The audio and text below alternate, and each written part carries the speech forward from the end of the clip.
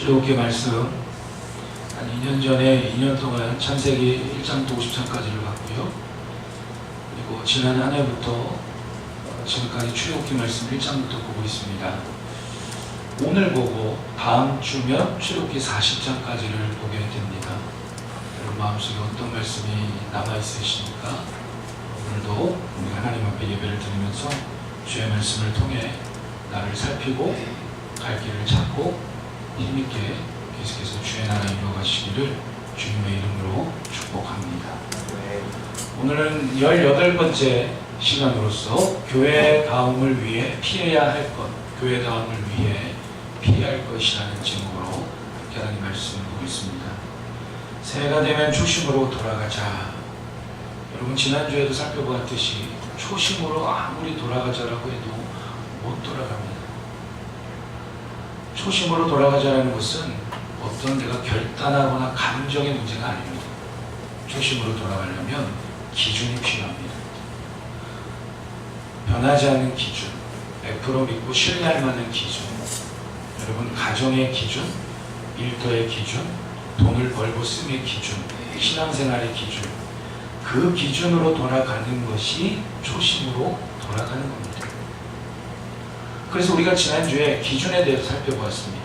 교회다움의 기준, 교회다움의 초심의 기준, 성막을 통해서 살펴보았다면 또는 우리가 초심으로 돌아가기 위해서 한 가지를 더 살펴보는데 그것은 기준과 반대되는 피해야 할 것입니다.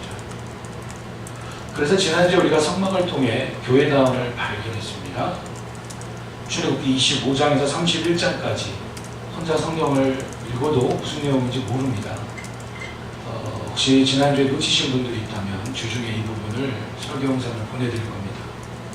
보내드리면 꼭 보셔야 합니다. 보시는 분들마다 100배로 하나님의 은혜가 있더라고요. 진짜로 이렇게 보니까 진짜 있어요. 있을 줄로 믿습니다가 아니라 진짜 있더라고요. 꼭 보십시오. 출애굽기 25장에서 31장까지의 내용을 1시간의 설교를 통해서 진행이 되었습니다. 성막에 대한 내용. 그래서 성막을 통해 교회다움을 발견했고요. 그리고 이제 오늘 32장, 33장을 통해서 교회다움을 위해 피할 것이 무엇인가, 주의해야 될 것, 피할 것이 뭔가. 여러분 이 한 해 뭐 인생에 뭐 있겠습니까? 세월은 빨리 지나가는 게 좋습니다. 어차피 이 세상 빨리 지나가고 영원한 천국 가야 되니까요. 어차피 세월 빨리 지나갈 텐데 여러분 이 한 해 여러 가지 계획과 목적이 있으시겠지만 축복의 통로교회를 주님 보시기에 더욱더 아름답고 복된 교회다운 교회로 세워가는 데에 우리가 더욱더 동역하고 하나 되기를 주의 이름으로 축복합니다. 그래서 교회가 교회다운 모습으로 세워지면요 당연히 그 교회에 속한 성도된 나는 복되고 아름다운 신앙생활을 통해 당연히 복된 한 해가 되는 것은 당연하겠죠. 오늘 32장 33장에서 크게 세 가지로 피해야 될 것을 이야기합니다. 첫 번째는 조급함, 두 번째는 분노, 세 번째는 자기 합리화입니다. 조급함, 분노, 자기 합리화. 이 세 가지를 중심으로 교회다움을 위해 피해야 하고 주의할 것이 무엇일까? 먼저 첫 번째는 조급함인데요. 조급함은 우상 숭배의 지름길이다 라는 겁니다.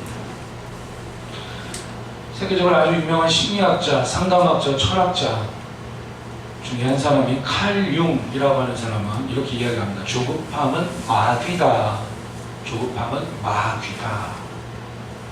상담을 할 때에 상담을 하면 결국 내 안에 있는 내 자신과 내가 직면하게 되죠. 문제를 발견합니다. 그럴 때에 조급하지 않은 사람은 이렇게 반응을 해요.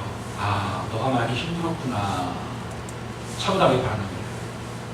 그런데 조급함이 가득한 사람은 자신 안에 있는 문제와 자신과 자기가 직면하게 되면 조급함을 가지고 나는 왜 그럴까? 난 왜 그럴까? 라고 하면서 조급함을 가지고 자신을 막 몰아붙입니다. 오늘 말씀을 보니까 32장 1절에 백성이 모세가 산에서 내려오니 더딤을 보고 모세가 시내산으로 올라간 지 40일이 되도록 소식이 없습니다.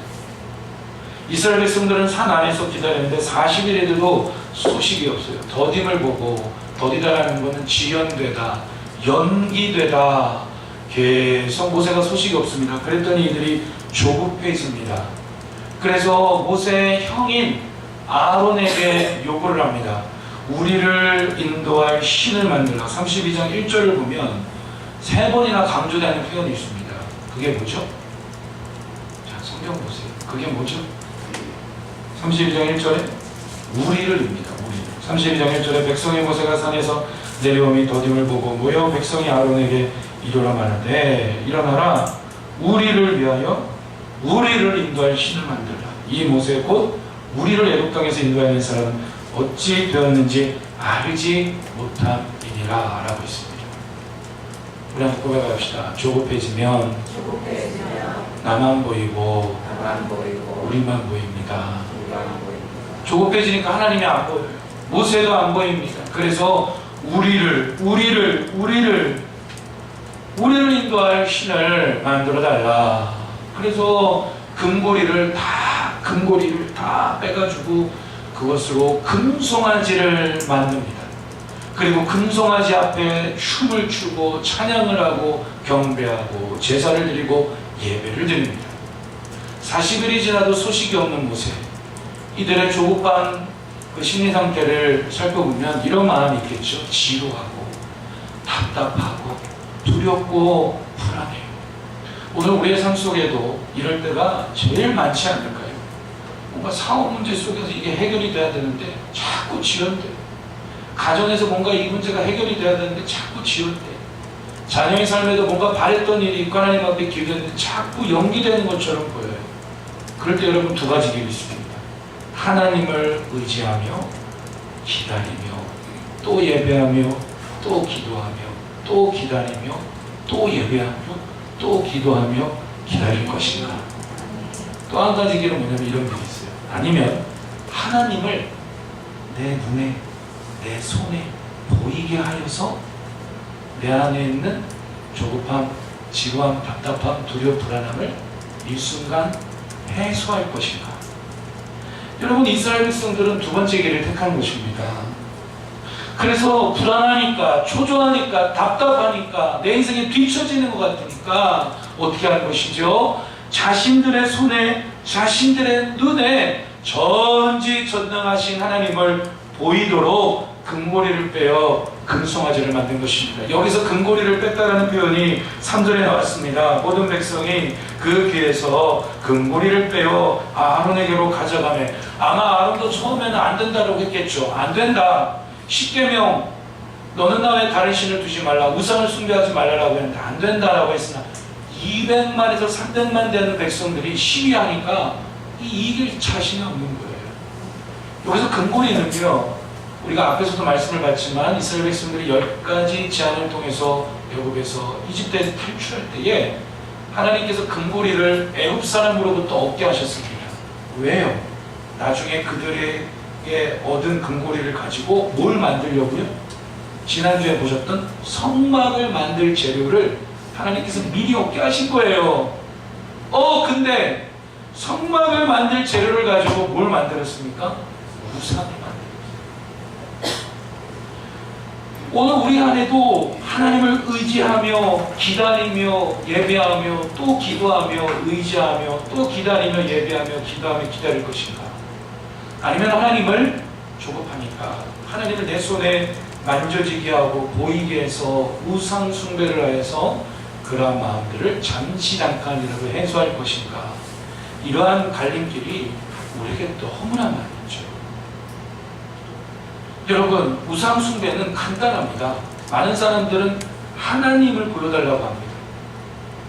하나님이 내 손에 보여지는 순간, 그 순간부터 하나님은 하나님이 아닙니다. 그 크신 하나님이, 그 위대하신 하나님이 내 틀 속에 오늘 조급한 이스라엘 백성들의 눈앞에, 오늘 이스라엘 백성들의 작은 관점 속에 그 하나님을 가둬놓는 겁니다. 여러분, 오늘 우리 안에도 목사님, 우리는 금송아지 만들지 않았는데요, 수도 없이 우리 금송아지를 섬깁니다.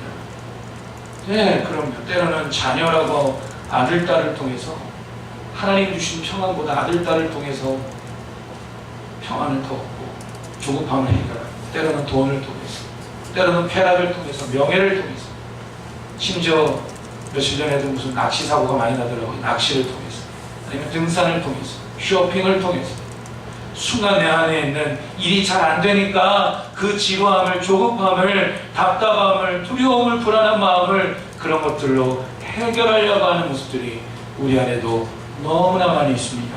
아까 말씀을 읽었지만 출애굽기 32장의 4절부터 보면 아론이 그들의 손에서 금고리를 받아 부어서 송아지 형상을 만들었죠.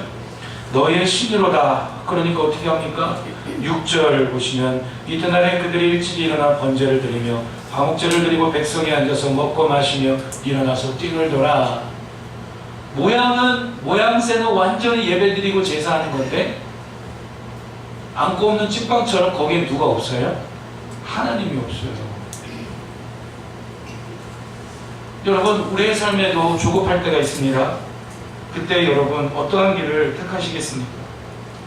또 다른 금송아지를 섬기고 금송아지를 만들어서 잠시 잠깐 그러한 답답하고 조급한 마음을 해결하기보다 저 여러분들은 하나님을 의지하며 기다리는 그런 믿음의 삶이 있기를 주님의 이름으로 축복합니다. 기다리는 예배를 드려보지 않은 자는 하나님과 동행하는 곳이 무엇인지를 모릅니다. 우린 이야기합니다. 하나님과 동행하기만 합니다. 하나님, 나도 삶 속에 하나님이 나와 함께 하심을 체험하고 싶습니다.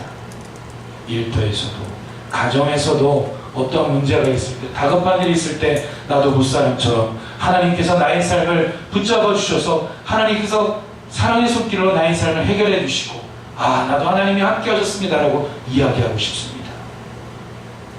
할렐루야. 크게 아멘합시다.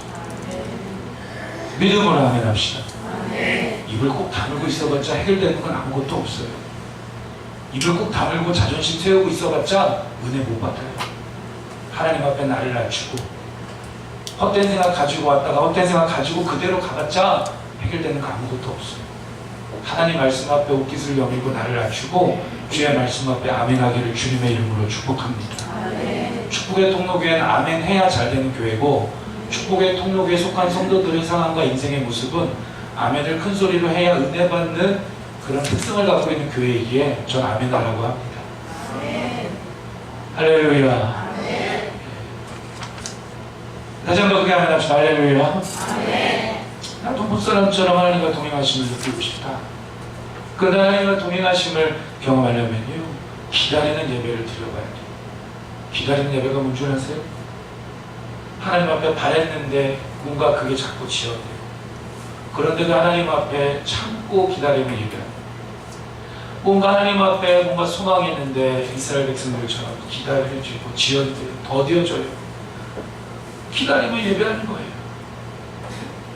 내 속에 누구를 만나면 어떻게 될 것 같은데, 뭔가 잘 될 것 같은데, 그럴지라도 참고 기다리고 또 기다리며 은혜가 되든 안 되든 그게 뭐 중요합니까?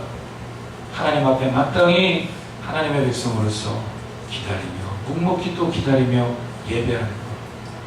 그 기다리는 예배가 여러분 믿음 중에 믿음이라고요. 오늘 이 진리와 비밀이 깨달아지시기를 주님의 이름으로 축복합니다. 기다리는 예배. 지금 이스라엘 백성들은 그 기다리는 훈련을 받고 있습니다. 기다리는 예배를 드리고 있는 것입니다. 그래서 여러분 최고의 스펙, 여러분 스펙이 뭔 줄 아시죠?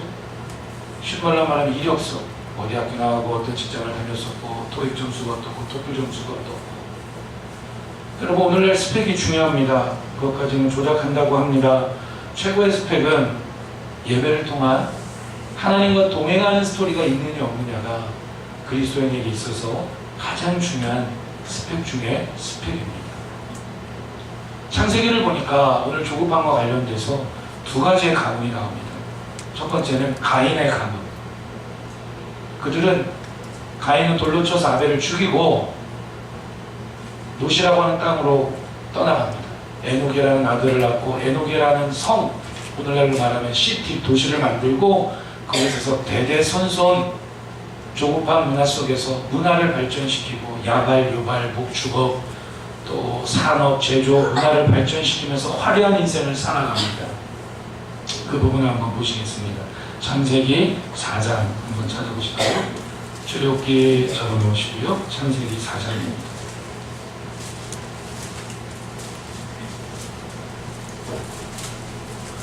성경도 될 수 있으면 내 손으로 찾으십시오. 예, 그래야 훈련이 됩니다.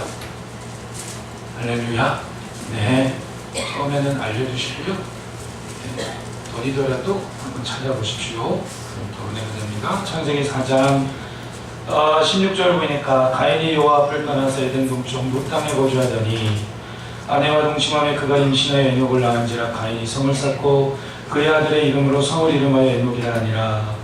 에녹이 낳고 19절에 라멕이 두 아내를 맞이했는데 아다와 실라를 아내로 맞이했습니다. 20절에 아다는 야발이라고 하는 아들을 낳았는데 그는 목축업을 발전시키는 조상이 되었죠.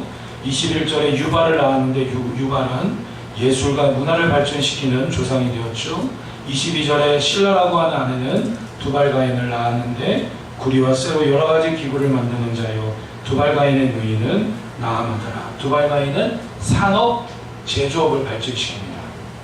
가인의 후손들은 하나님을 떠나서 빠르게 조바심을 갖고 조급한 문화 속에서 많은 문화들을 발전시킵니다. 도시를 세웁니다. 그런데 성경에 나타난 아벨의 후손, 아벨은 죽고 셋이라고 하는 아들을 다시 주셨죠. 아담과 하와에게. 그래서 그 셋이라고 하는 후손을 통해서 하나님께서 하나님 나라의 비전을 계속해서 이루어 가십니다. 그런데 그 셋의 후손이 족보가 창세기 5장 6절부터 나오죠. 5장 6절부터 나오는데 쭉 내려가다 보면 에녹이 등장을 합니다. 21절에서 24절까지 한번 읽어보시겠습니다. 창세기 5장 21절에서 24절까지 함께 읽겠습니다. 시작. 에녹은 65세에 무두셀라를 낳았고 무두셀라를 낳은 후 300년을 하나님과 동행하며 자녀들을 낳았으며 그는 365세를 살았더라. 에녹이 하나님과 동행하더니 하나님이 그를 데려가심으로 세상에 있지 아니하였더라. 아멘. 창세기 4장 25절, 26절도 한번 읽겠습니다. 시작. 아담이 다시 자기 아내와 동침함에 그가 아들을 낳아 그의 이름을 셋이라 하였으니 이는 하나님이 내게 가인이 죽인 아벨 대신에 다른 씨를 주셨다 함이며 셋도 아들을 낳고 그의 이름을 에노스라 하였으며 그때의 사람들이 비로소 여호와의 이름을 불렀더라. 아멘. 발견하셨습니까? 가인의 후예들은 빠른 속도로 문화를 발전시킵니다. 하나님을 떠나서 도시의 문화를 발전시킵니다. 그들에게 없는 두 가지가 오늘 셋의 후손, 즉 하나님 나라의 비전을 이루어가는 하나님 나라의 백성들에게 두 가지가 발견이 되었습니다. 셋이 아벨이 죽은 다음에 하나님께서는 아담과 하와에게 셋이라는 아들을 주었죠. 창세기 4장 25절에. 그리고 셋 다음에 에노스라고 하는 아들을 주셨는데 그 에노스일 때에 누구 이름을 불렀다라고 나왔습니까? 여호와 이름을 불렀다. 이건 뭐냐면 예배하기 시작했다는 겁니다. 하나님께 제사 드리며 예배하기 시작했다. 가인의 후손에게는 발견될 수 없죠. 그리고 창세기 5장 24절에 나온 것처럼 에녹의 삶을 통해 또 한 가지가 발견됩니다. 에녹이 하나님과 동행하더니 하나님이 그를 데려가심으로 세상에 있지 아니하였더라 라는 것입니다. 하나님 나라에 속한 백성들은 하나님을 예배했으며 때로는 일이 잘 안 되는 것처럼 보여도 때로는 가정에 힘든 일이 있어도 때로는 조급하고 오늘 이스라엘 백성들처럼 모세가 내려오는 게 더딜지라도 하나님 나라에 속한 백성들은 에노스 때에 여호와 이름을 부르고 예배한 것처럼 하나님 앞에 기다리는 예배, 때로는 지루하든 뭐하든 은혜가 되든 안 되든 하나님 앞에 예배하는 백성인 줄로 믿습니다. 그리고 그 예배를 통해 하나님과 동행하는 삶이 이루어졌죠. 에녹을 보니까 여러분 창세기 5장부터 나오는 셋의 후에 하나님 나라에 속한 백성들의 모습은 무슨 문화를 이루었다, 직업이 모였다, 대기업을 이뤘다, 예? 뭐 중소기업을 이뤘다, 아니면 호빵 가게를 차렸다, 떡볶이 장사를 했다, 그런 거에 성경은 아무 관심이 없잖아요. 낳고 살다가 죽고 낳고 살다가 죽고 성경은 무엇에 관심이 있습니까? 하나님 나라의 백성은 직업이 뭐든 경제 형편이 어떻든 자녀가 어떻든 인생의 모습이 어떻든 하나님 나라에 속한 백성들은 두 가지로 성경을 관심을 가졌는데, 그것은 여호와 하나님을 예배하는 사람들이었으며, 또 한 가지 뭐죠? 예배를 통해 하나님과 동행하는 인생의 이력을 갖고 있는 사람들이었다라는 사실이에요. 출애굽기를 다시 돌아오시면 하나님께서 너무 화가 나셨어요. 너무 진노하셔서 모세에게 말합니다. 너희를 가나안 땅에 들어가라. 가나안 땅 정복하도록 내가 해줄게. 그러나 난 너희와 안 가겠다. 너네끼리 가. 너네랑 같이 동행하다가는 내가 너무 열불나가지고 너네를 한 번에 쓸어버릴 수도 있으니까 모세야, 너네 가나안 땅 정복하도록 해줄게. 대신 너네만 가. 나 안 간다. 이렇게 그렇게 말씀해 주세요. 32장 33장을 읽으면, 그랬더니 모세가 하나님 앞에 기도합니다. 하나님이 동행하지 않으시면 우리가 가나안 땅에 들어간들 무슨 소용이 있겠습니까? 하나님이 동행하지 않으신다면 사업이 잘 되고 가정이 잘 된다는들 무슨 소용이 있겠습니까? 모세가 기도했더니 하나님께서 말씀하십니다. 출애굽기 33장 14절에서 내가 친히 가리라. 내가 너를 쉬게 하리라. 함께 고백합시다. 내가 친히 가리라. 내가 친히 가리라. 내가 너를 쉬게 하리라. 내가 너를 쉬게 하리라. 예, 하나님께서 모세에게 말씀하셨습니다.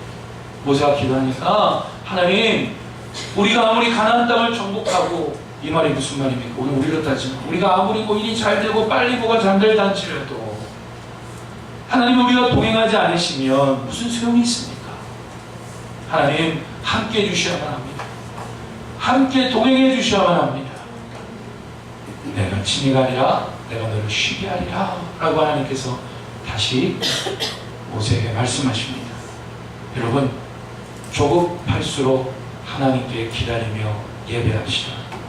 조급할수록 기다리며 예배하며 나의 삶 속에 정신없이 살면서 하나님과 내가 동행하고 있나 아닌가를 놓친 부분이 있다면, 조급할수록 우상 숭배로 가는 것이 아니라 조급할수록 기다리고 예배하며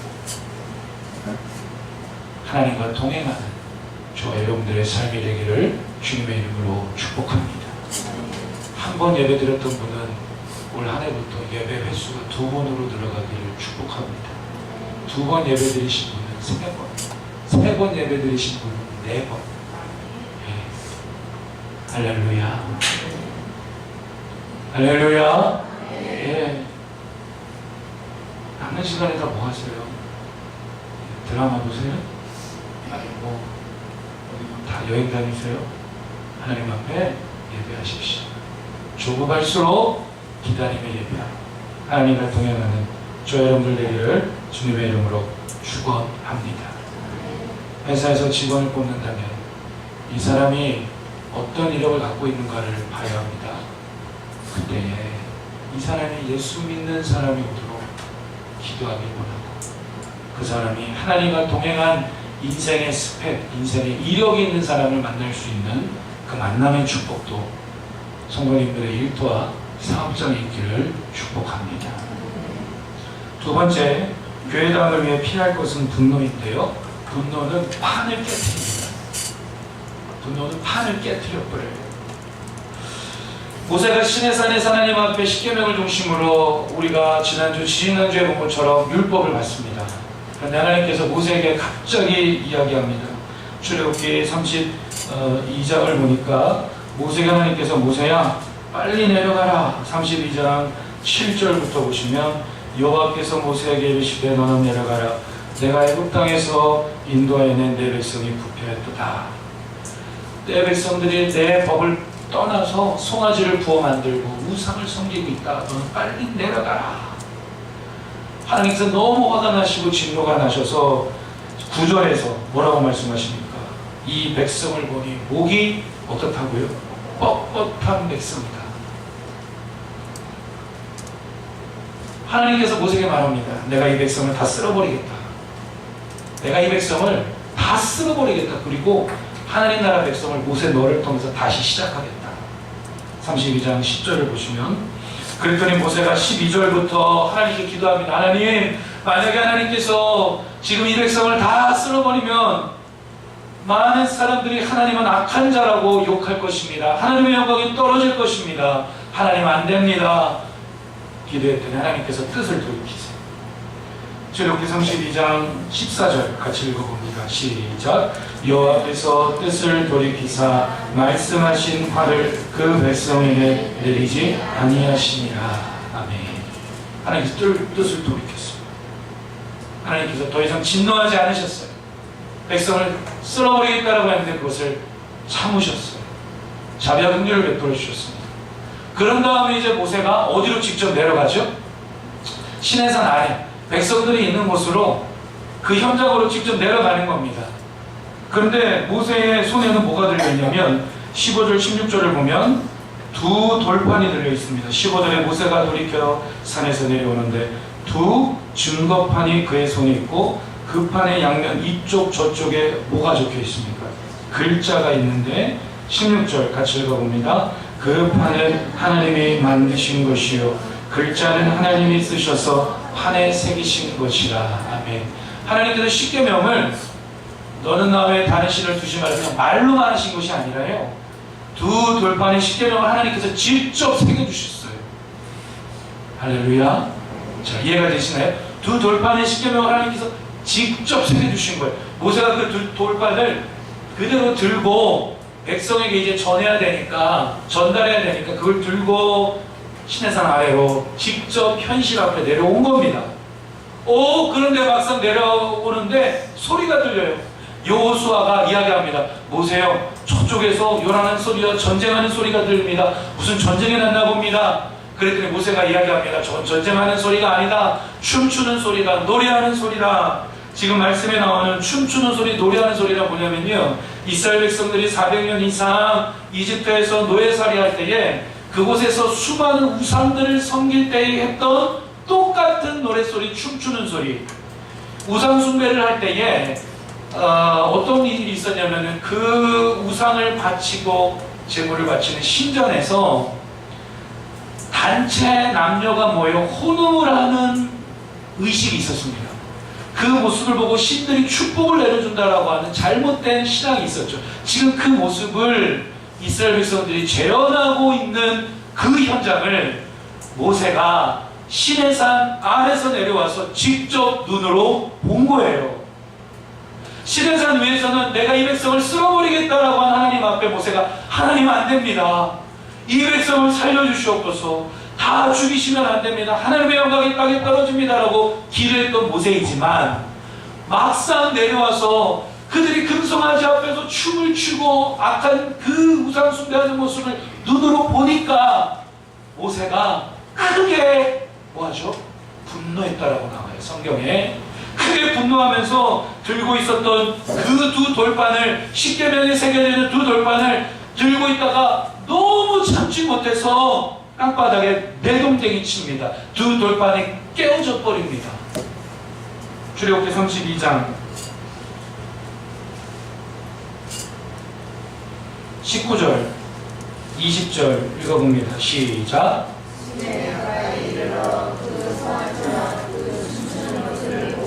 크게 노하여 손에서 그 판들을 산 아래로 던져 깨뜨리니라. 모세가 그들이 만든 송아지를 가져다가 불살라 부수어 가루를 만들어 물에 뿌려 이스라엘 자손에게 마시게 하니라. 할렐루야. 저 어떤 상황인 줄 아시겠습니까? 산 위에서는 살려달라고 백성을 위해 기도한 모세지만 막상 산 아래로 내려와서 보니까 견딜 수 없어요. 이건 말이 안 돼요. 두 돌판을 대동댕이 좀 깨뜨리고요, 금송아지를 다 녹여가지고 가루로 만들어서 물에 타가지고 너네들 마셔라. 그렇게 금송아지가 좋냐? 그렇게 하나님보다 좋아? 아예 마셔라. 너희 속에 들어가도록 마셔라. 모세가 분노. 여러분, 분노하여 증거판을 깨뜨리는 모세를 우리는 봅니다. 판깨기 전략이라는 말이 있습니다. 함께 고백합시다. 판깨기 전략. 이걸 누가 제일 잘하냐면 정치인들이 잘해요. 판 깬다, 판 뒤집힌다라고 할 때 그 판이 뭘 의미하죠? 어떤 상황을 의미합니다. 이해가 되시면 아멘. 이해되세요? 판 뒤집혔다. 상황 뒤집혔다. 판을 깨버리자. 그 상황을 깨버리자는 거예요.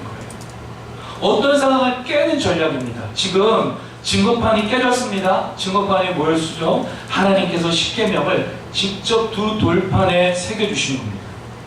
즉 이런 것이죠. 이 증거판은 어떤 상황을 이야기하고 있죠? 그냥 단순히 돌판에 하나님께서 십계명을 새겨주셨다 그런 의미가 아니라 증거판은 어떤 상황을 이야기하고 있습니까? 지금 이스라엘 백성들이 은혜를 받는 상황입니다. 축복을 받는 상황입니다. 부흥의 상황입니다. 바로 그러한 판, 그러한 상황을 분노를 통해 이러한 판을 깨뜨리려고 하는 사탄의 전략을 우리는 보게 됩니다. 그도 그럴 것이 21절부터 보면 모세가 아론에게 따집니다. 아론, 형 이리 와봐. 가정마다 보면은 둘째가 더 나을 때가 다 그런 건 아니지만 첫째도 참 복이 되지만 둘째가 더 나을 때가 많은 것 같아요. 아론이 첫째 형이잖아요. 형 이리 와봐. 저 이게 어떻게 된 거예요? 따집니다. 이때는 뭐 인정사정 없어요. 아론이 막 아니 그게 아니라 이렇게 해서 어쩔 수 없이 금송아지를 만들었네. 25절에 보니까 모세가 먼저 백성의 방자하니 이는 아론이 그들을 방자하게 하여 뭐라고 했습니까? 원수에게 조롱거리가 되게 하였다. 원수, 여기서 말하는 원수는 다양하게 성경을 해석하지만 원수, 마귀로 보아도 됩니다. 악한 원수 마귀가 지금 이 증거판은 단순히 십계명을 새긴 두 돌판이 아니고요. 판 어떤 상황입니까? 지금 이들은 모세가 십계명을 받는 이 상황이 어떤 상황이죠? 하나님의 은혜를 받고 축복을 받고 부흥의 상황입니다. 그러한 판입니다. 이러한 상황을 원수 마귀가 분노를 통해 뒤엎고 깨뜨리려고 하는 그런 판깨기 전략을 우리는 보게 되는 것입니다. 그래서 성경 에베소서 4장 26절에서 27절은 이렇게 이야기합니다. 함께 읽어봅니다. 분을 내어도 죄를 짓지 말며 해가 지도록 분을 품지 말고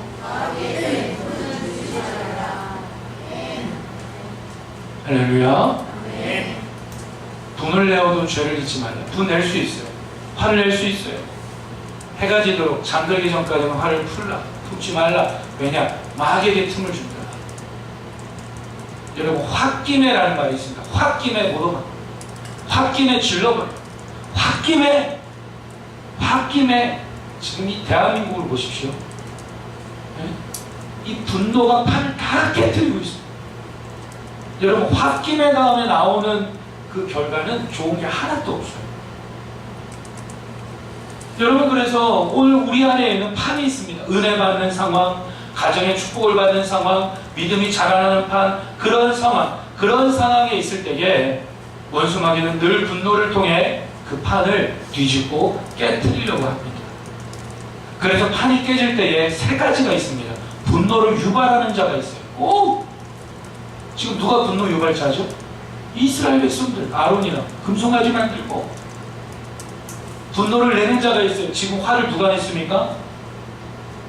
화를 누가 냈어요? 모세만 화냈습니까?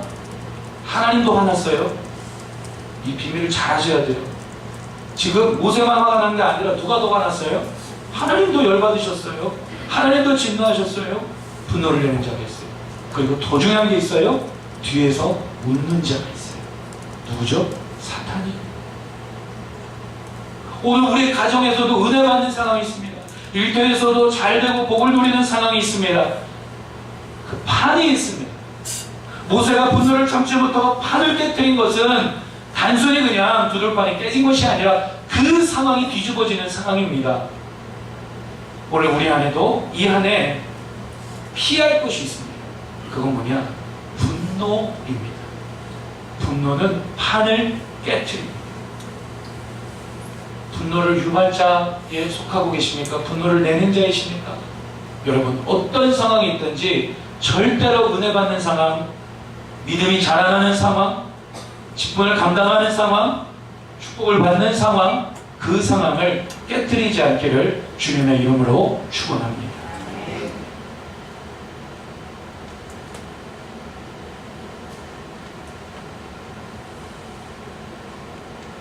모세는 계속 분노했을까요? 아니에요. 분노는 판을 깨지만 자비와 긍휼은 판을 지킵니다. 이 말이 무슨 의미인지 아시겠습니까? 가정을 지키고 싶습니까? 하나님 앞에 엎드려 기도하십시오. 긍휼히 여겨달라고. 일터를 지키고 싶습니까? 하나님 앞에 엎드려 오늘 모세처럼 긍휼히 여겨달라고, 불쌍히 여겨달라고, 저들의 죄를 용서해달라고 하나님 앞에 기도하십시오. 교회를 지키고 싶습니까? 금식하며 긍휼히 여겨달라고, 살려달라고, 용서해달라고 기도하십시오. 모세가 그렇게 해요. 출애굽기 32장을 보니까 어떻게 합니까? 이튿날 출애굽기 32장 30절에 이튿날 모세가 백성에게 이르되 너희가 큰 죄를 범하였도다. 내가 이제 여호와께로 올라가노니 혹 너희를 위하여 속죄가 될까 하노라 하고 31절 32절 같이 읽겠습니다. 모세가 여호와께로 다시 나아가 여짜오되 슬프도소이다. 이 백성이 자기들을 위하여 금신을 만들었사오니 큰 죄를 범하였나이다. 그러나 이제 그들의 죄를 사하시옵소서. 그렇지 아니하시오면 원하건대 주께서 기록하신 책에서 내 이름을 지워버려 주옵소서. 아멘. 뭘 할 수 있습니까? 오늘 저 여러분들의 가정에, 일터에, 교회 판을 우리는 지키는 자입니까? 깨뜨리는 자입니까?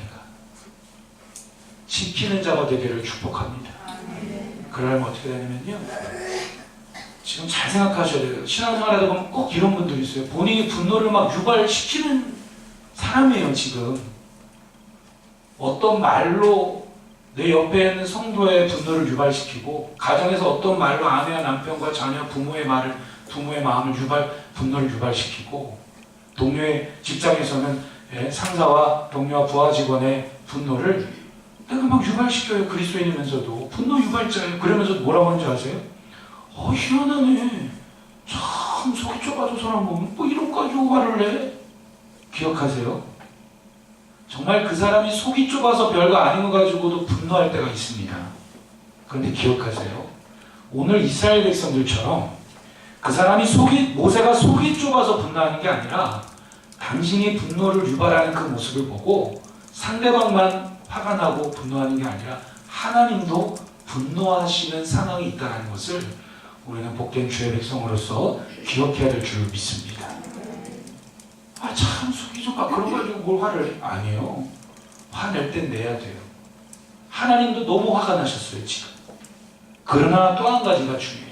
아무리 지금 모세만 화가 난 게 아니라 하나님이 더 크게 화가 나셨지만 그렇다고 해서 끝까지 화를 내면 되느냐? 안 된다는 거. 판이 깨진다는 거. 이스라엘 백성들의 공동체가 깨진다는 거. 오늘날 교회도 보십시오. 그렇게 분위기가 좋고 그렇게 좋았던 교회의 모습도 자꾸 분노를 유발해요. 예? 원수마귀가 자꾸 분노를 유발하게 만들어. 어떤 말로, 무슨 사건으로, 일들로. 예? 그래가지고 그 안에서 막 분노가 막 폭발하게 하는 거예요. 교회가 쪼개집니다. 2개, 3개, 교회가 쑥대밭이 됩니다. 여러분, 아무리 하나님도 분노하시는 상황이라 할지라도 인간은 오류가 있어요. 할렐루야. 사람은 실수가 있어요. 그래서 모세가 어떻게 했습니까? 모세가 하나님 앞에 나아가 이 백성을 죄를 용서해 주시옵소서. 만일 하나님께서 이 백성의 죄를 용서해 주시지 않으면 내 이름을 하나님의 책에서 지워주시옵소서 라고 하면서 모세가 하나님 앞에 긍휼을 구합니다.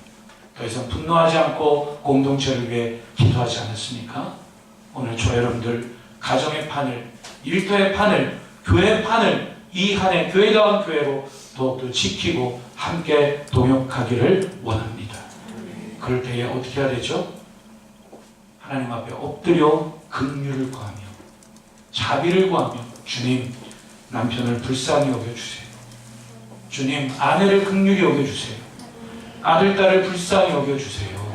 집사님을, 성도님을, 형제님을 긍휼히 여겨주세요. 주님 앞에 기도하는 자가 그 가정을, 일터를, 교회를, 더 중요한 건 이 나라 민족을 지키는 자인 줄로 믿습니다. 그래서 분노는 판을 깨고요, 자비와 긍휼은 판을 지킵니다. 마지막 세 번째는 교회담을 위해 피할 것은 자기 합리화입니다. 자기 합리화를 피해야 합니다. 자기 합리화는 목을 뻣뻣하고 곧게 합니다. 네, 하나님께서 모세에게 두 번이나 말씀하셨어요. 이 백성은 목이 뻣뻣하다, 이 백성은 목이 곧다. 이건 어떤 표현이냐면, 당시 농경사회에서 농사를 지을 때에 낙이나 소를 데리고 농사를 짓는데 이 주인말을 안 두고 끝까지 뻗팅기는 거예요. 자존심 세우고 끝까지 뻗티는 거예요. 그걸 볼 때 쓰는 표현이 뭐냐면 목이 뻣뻣하다, 목이 곧다라는 거예요. 여러분, 오늘날 이 시대를 보면 소위 말하듯이 이 세상 나라의 방식과 가치관, 오늘 많은 사람들이 이야기하기를 포스트 모더니즘 시대다라고 이야기합니다. 오늘 시대의 현상이 뭐죠? 절대적인 진리를 인정하지 않아요. 다 이러고 살아가면 뭐 어때? 다 그러고 사는 거 아니야? 잘못을 했어도 인정 안 해요. 오히려 큰 소리 쳐요. 왜냐? 큰 소리 안 치면 자기가 진다라고 생각하니까 오히려 큰 소리 쳐요.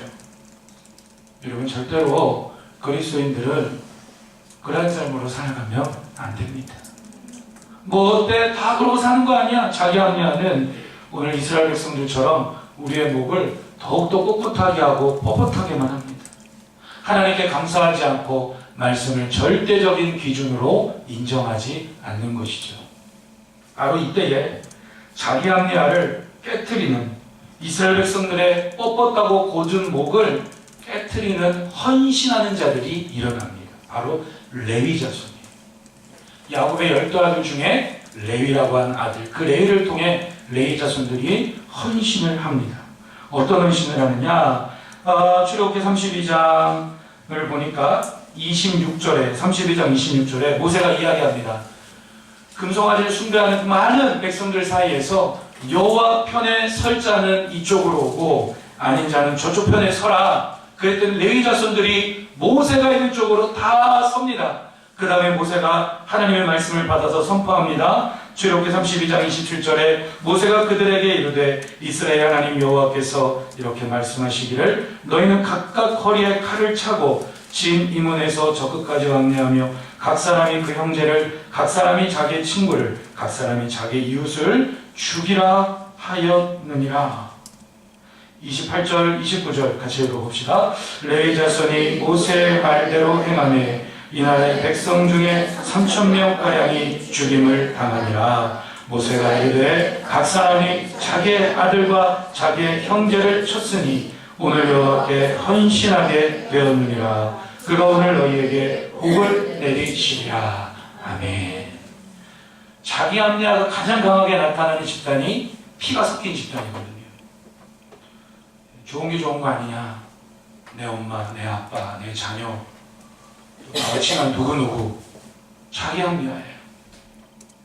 여호와 편에 설 자는 나에게 오라. 그들 레위 자손이 모세에게 속합니다. 모세가 하나님의 말씀을 받아 명령합니다. 뭐라고 명령을 내리죠? 저 금송아지를 우상 숭배한 사람들을 죽이라. 그런데 어떤 사람까지 죽이고 어떤 죄악까지 끊어내야 되느냐? 그 형제, 레위 자손, 여러분들의 형제일지라도, 여러분들의 친구일지라도, 여러분들의 친한 이웃일지라도 하나님 앞에 죄악은 끊어내야 한다. 여러분, 쉬운 거 아니죠? 정말 어려운 거죠. 할렐루야. 정말 쉬운 거 아니잖아요. 근데 이스라엘 백성들 자기 합리화에 빠져 있을 때 이 레위 자손은 그 자기 합리화를 극복하는 헌신을 합니다. 마태복음 10장 34절에서 37절을 한번 찾아봅니다. 마태복음 10장 34절에서 37절 한번 찾아보겠습니다.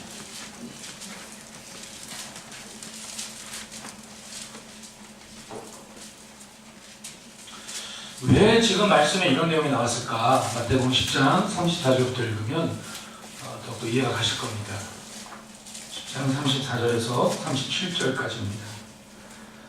자, 보십시오. 내가 예수님께서 말씀하십니다. 내가 세상에 화평을 주러 온 줄로 생각하지 말라. 화평이 아니요 검을 주러 왔노라. 내가 온 것은 사람이 그 아버지와 딸이 어머니와 며느리가 시어머니와 뭐 하게 한다고요?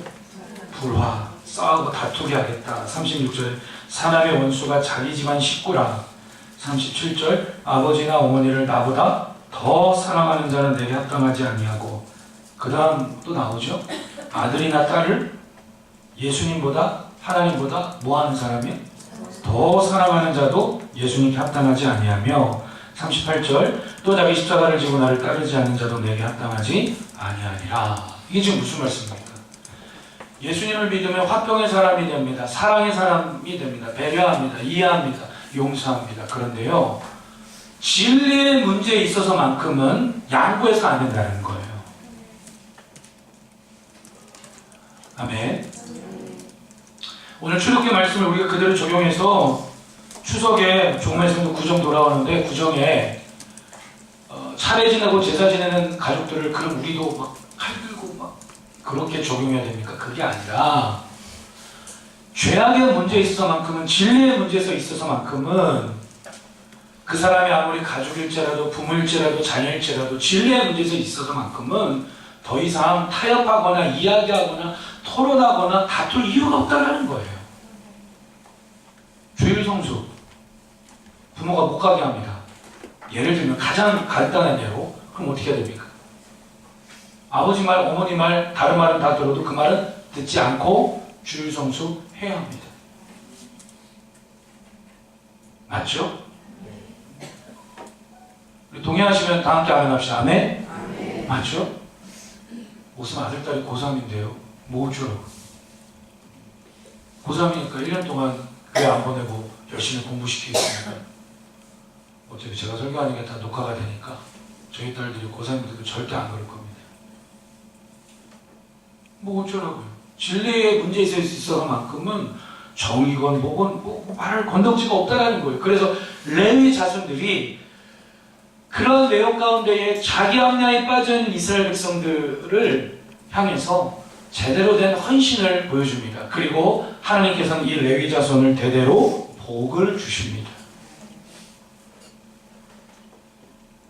바로 그것입니다. 자기 합리화한 목을 뻣뻣하고 곱게 합니다. 여러분, 우리가 자기 합리화에 빠져서 이 핑계 저 핑계 되는 것이 아니라 하나님의 말씀을 따라, 특히 진리의 문제에 있어서만큼은 타협이나 양보나 그런 것이 아니라 그 진리를 따라 죄악을 이기고 살아갈 수 있기를 주의 이름으로 축원합니다. 마지막으로 하나님께서는 이스라엘 백성들에게 말씀하십니다. 장신구 다 떼어내라. 출애굽기 33장 5절을 보면 하나님께서 말씀하세요. 여호와께서 모세에게 이르시기를 이스라엘 자손에게 이르라. 너희는 목이 곧은 백성인즉 내가 한순간이라도 너희 가운데에 이르면 너희를 진멸하리니 너희는 장신구를 떼어내라. 내가 그리하면 내가 너희에게 어떻게 할 것인지 정하겠노라 하셨습니다. 부모가 너무 화가 나면, 자녀 때문에 너무 화가 나면 어떻게 하죠? 나중에 얘기하자. 내가 널 향해 무슨 말을 해야 될지, 어떻게 해야 될지 일단 나중에 얘기하자. 그러니까 너 지금 네 손에 들고 있는 거 일단 내려놔. 그런 상황인 거예요. 하나님께서 너무 진노하셔서 내가 이러다가는 너희를 다 진멸할 수도 있으니 일단 나중에 얘기하자. 할렐루야. 그러면서 뭐라고 말씀하시죠? 너희들 손에 들고 있는 거 일단 장신구 다 떼어내고 그 다음에 나중에 내가 너희들에게 어떻게 할 것인지 내가 정하겠다. 이 장신구가 뭐냐면 이 애굽에서 다 갖고 나온 건데, 이 장신구에 다 당시에 우상의 형상들이 다 새겨져 있었어요. 이집트 사람들이 했던 장신구는 그 장신구에 우상의 형상들이 다 새겨져 있었거든요. 그러니까 이런 거죠. 우상 숭배에서 돌이키라는 거예요. 일단은 하나님과의 관계가 회복되고, 일단 예배가 회복되고, 일단 인생이 회복되고, 일단 신앙생활이 복이 되려면 일단은 뭐부터 떼어내라는 거예요? 장신구 떼어내라. 이 말은 일단은 우상 숭배의 문제가 철저하게 정리가 돼야 된다는 거예요. 할렐루야.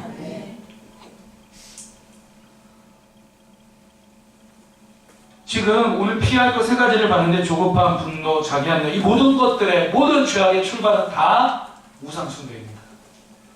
아까 마태복음 10장도 나왔잖아요. 예수님보다 아버지 어머니를 더 사랑하는 자는 내게 합당하지 않다. 심지어 예수님보다 아들, 딸을 더 사랑하는 자도 주님께 합당하지 않다라고 하셨잖아요. 여러분, 이 한 해 오늘 말씀을 통해서 결론입니다. 모세가 하나님 앞에 하나님의 영광을 보여달라고 합니다. 그런데 하나님은 등만 보여주십니다. 내가 너에게 나의 100% 모습을 보여주는 순간 넌 죽는다. 하나님 등만 보여주세요. 여러분, 크신, 측량할 수 없는 그 크신 하나님 앞에 이 한 해 우리가 가장 먼저 정리되고, 그래서 복된 삶, 복된 교회, 교회다운 교회, 복된 신앙생활로 나아가기 위해서 우상 숭배의 회개가 매 순간순간마다 철저하게 이루어지기를 여러분 축복합니다. 일단 우상 숭배부터 정리가 돼야 돼요. 일단 그게 정리가 돼야 말씀이 들리고, 그게 정리가 돼야 기도도 되고, 그게 정리가 돼야 그리스도인으로서 복을 누리는, 하나님 나라의 통치를 받고 나타내는 제자로 축복의 통로로 나아가는 그 첫 발걸음이 진지하게 신앙생활을 하려고 한다면 장신구를 떼내는 우상 숭배의 회개, 우상 숭배의 정리로부터 시작되는 줄로 믿습니다. 이 시간 하나님 앞에 말씀을 붙잡고 잠시 기도하고 예배를 마칩니다. 주님 앞에 우리 주의 이름 세 번 부르고 합심하여서 함께 기도하겠습니다. 기도합시다.